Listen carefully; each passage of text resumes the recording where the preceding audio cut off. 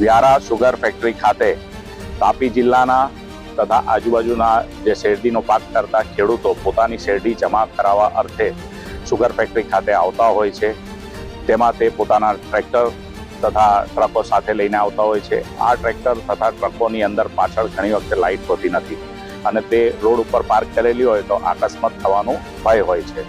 જેના કારણે તાપી જિલ્લા ટ્રાફિક પોલીસે એક કાર્યક્રમનું આયોજન કરવામાં આવ્યું.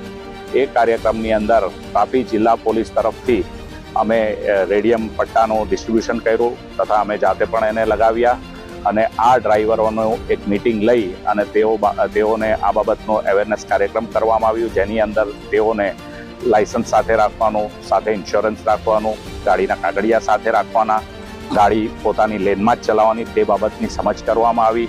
આના અંદર ટોટલ લગભગ આશરે 250 જેટલા ડ્રાઈવરો હતા પોતાની ટ્રક સાથે અને બાકીના પોલીસ સ્ટાફ પણ હાજર રહેલા હતા.